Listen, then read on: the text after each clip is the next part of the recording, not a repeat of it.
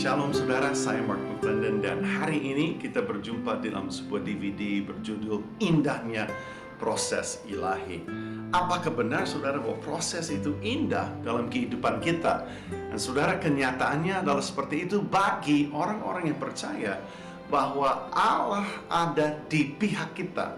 Allah ada di pihak setiap orang yang percaya kepadanya, karena Dia Bapa yang baik.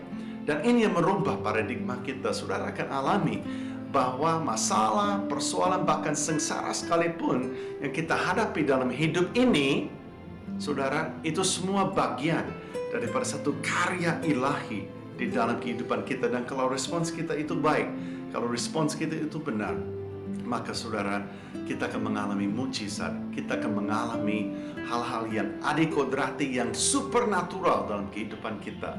Dan kita akan menikmati kerajaan Allah nyata di dalam hidup kita. Nah, kita akan gabung di dalam satu session di GBI Senayan City, di mana saya bicara mengenai indahnya proses ilahi.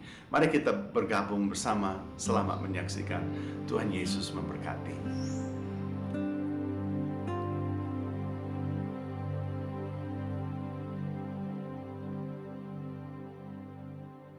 Kita buka firman Tuhan kepada kitab Yakobus pasalnya yang pertama, dan kita akan baca beberapa ayat yang sedikit mengerikan. Tetapi di balik kebenaran ini, saudara, ada kemerdekaan buat kita hari ini. Amin. Nah, kita lihat di kitab Yakobus pasal yang pertama, kita mulai dengan ayat yang kedua. Saudara-saudaraku, anggaplah sebagai suatu kebahagiaan apabila kamu jatuh ke dalam berbagai-bagai pencobaan. Sebab kamu tahu bahwa ujian terhadap imanmu itu menghasilkan ketekunan. Dan biarkanlah, sama-sama katakan biarkanlah. Artinya izinkanlah. Izinkanlah proses ini berjalan. Biarkanlah ketekunan itu memperoleh buah yang matang. Nah, buah yang matang itu apa? Di sini diceritakan. Supaya kamu menjadi sempurna dan utuh, tanpa kekurangan suatu apapun. Siapa di sini yang mau menjadi sempurna dan utuh dan tidak kekurangan suatu apapun? Coba angkat tangan. Amen. Oke, sekarang kita buka kepada kitab Roma. Pasal yang kelima. Ya, Roma pasal yang kelima. Dan mari kita lihat mulai ayat yang ketiga. Dan bukan hanya itu saja. Ayat 3, kitab Roma pasal 5. Kita malah bermegah juga dalam kesengsaraan kita. Wow. Karena kita tahu bahwa kesengsaraan itu menimbulkan apa? Ketekunan. Dan ketekunan menimbulkan tahan uji. Dan tahan uji menimbulkan pengharapan. Dan pengharapan tidak mengecewakan. Bisa katakan amin. Karena kasih Allah telah dicurahkan di dalam hati kita oleh Roh Kudus yang telah dikaruniakan kepada kita. Saudara, menimbulkan ketekunan, menimbulkan tahan uji. Tahan uji menimbulkan pengharapan.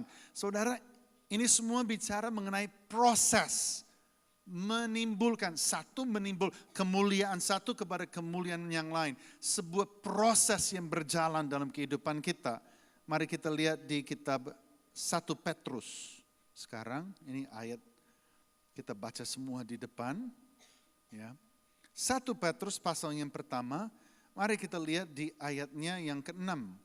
Bergembira akan hal itu sekalipun sekarang ini kamu seketika harus berduka cita oleh berbagai-bagai pencobaan. Kata seketika itu mengacu kepada sebuah proses. Tidak untuk selamanya, tetapi adalah untuk seketika. Amin. Kemudian di situ dikatakan, kamu harus berduka cita oleh karena berbagai-bagai pencobaan. Maksud semuanya itu ialah untuk membuat imanmu murni. Bahasa Indonesia membuktikan kemurnian imanmu. Yang jauh lebih tinggi nilainya daripada emas yang fana, yang diuji kemurniannya dengan api. Sehingga kamu memperoleh puji-pujian dan kemuliaan kehormatan pada hari Yesus Kristus menyatakan dirinya. Kita urut mundur di sini, saudara, seseorang akan memperoleh puji-pujian, kemuliaan kehormatan waktu berjumpa dengan Yesus apabila, saudara, dia imannya diuji seperti emas diuji oleh api. Dan firman Tuhan ini berkata bahwa imanmu jauh lebih tinggi nilainya daripada emas yang fana. Saudara, Tuhan mengerjakan, dia menggarap hidup kita dan dia mengutamakan karakter kita atas kenyamanan kita. Itu menurut Rick Warren. Tuhan selalu mengutamakan karakter kita atas kenyamanan kita. Dia lebih mengutamakan yang kekal daripada yang sementara. Sementara saudara kita ini manusia, kita lebih cenderung untuk perhatikan hal-hal yang bersifat sementara. Kita semua sibuk meniti karir, mengejar setoran. Halo? Kita sibuk, saudara, untuk mendapatkan motor, mobil, rumah-rumah, perusahaan, dan manusia tidak ada kata cukup. Kata kitab Eklesiastis. Nggak ada kata cukup, kita sudah mendapatkan satu, kita mau yang lebih baik. Udah dapat yang lebih baik, kita akan mau yang lebih baik. Kita sudah kaya, kita mau lebih kaya. Kita lebih kaya, kita maunya lebih lagi kaya. Lebih lagi kaya, kita mau amat kaya, dan seterusnya, saudara. Tidak ada kata cukup. Tapi saudara, semua itu ada pentingnya, tetapi yang terpenting adalah hal-hal yang bersifat kekal. Saudara, Tuhan menyadari hal ini, walaupun saudara seringkali tidak menyadarinya.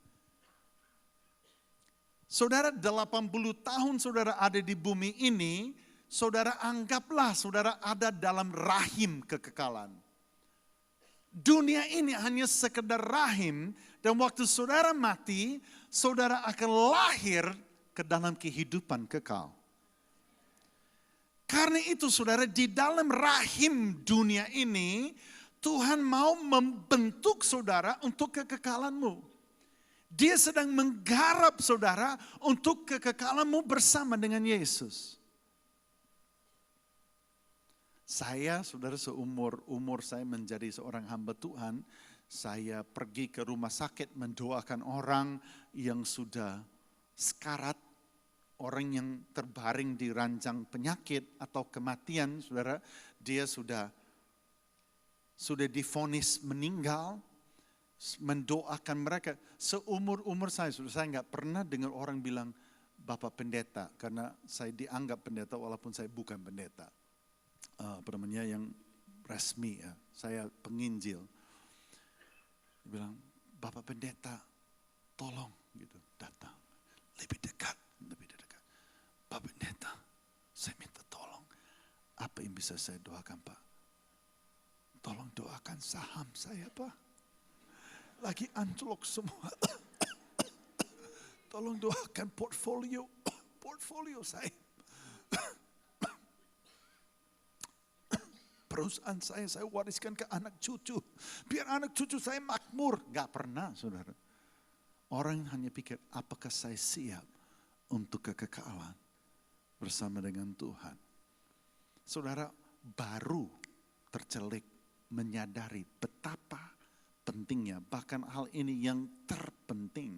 Tapi saudara, sebenarnya Tuhan mau supaya kita hidup seperti itu. Menyadari yang terpenting itu apa. Dan memisahkan daripada yang ada pentingnya. Tuhan sedang menggarap saudara untuk karakter saudara menjadi serupa dengan Yesus. Dia mau saudara karakter kita disiapkan menjadi seperti apa yang dia mau. Waktu saya masih tidak sedewasa yang sekarang ini. Saya ada di toko Hero. Sudah tahu toko Hero kan? Bahasa Inggris hero. Di Indonesia Hero. Saya ada di toko Hero. Dan saya perhatikan seorang ibu yang dorong troli bawa 3 anak.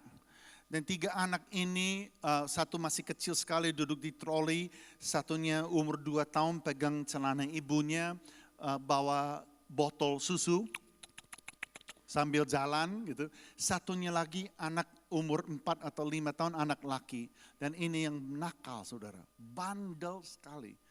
Lihat mukanya aja kita sebel. Dan dia jalan. Dia jalan di seluruh Hero itu, dia cari sesuatu yang dia mau. Dia ambil dan dia balik lagi, dia masukin ke troli. Mamanya bilang, gak bisa, kamu gak bisa beli ini, kamu gak bisa. Kamu balikin, saya gak mau, saya mau beli ini. Bertengkar mereka. Mamanya itu sampai teriak gitu, akhirnya dia balik, marah. Masukin. Dia cari yang lain. Dia ambil ini, dia balik, plok masukin. Gak boleh, kamu mereka itu ribut. Akhirnya anak ini tiduran di lantai, histeris, dia pukul-pukul lantai. Wah, gitu. Mamanya itu gak enak sama yang lain. Akhirnya dia, udahlah biarin dia masukin di troli. Padahal dia gak punya uang dan dia tidak mau beli. Saya lihat dia nyaris nangis ini mamanya. Pusing mau ngapain ini anak laki ini yang kurang ajar. Tetapi Tuhan kirim seorang malaikat bule. Tahu nggak saudara, panas. Saya menyaksikan dari jauh. Dan anak itu udah bangun, jalan lagi dia. Saya ikutin dia. Saya cari gang, saya mendahului, saya tunggu dia. Dia masuk di itu gang. Langsung masuk ke gang, dia ketemu dengan saya. Saya samperin dia. Saya ambil kerah, saya tarik dia. Hei, kamu anak kecil. Saya perhatikan kamu tadi bikin mama nangis ya. Hah? Kamu bikin mama nangis? Kalau kamu tidak balik lagi ke mamamu dan taat sama mama, kamu akan nyesel.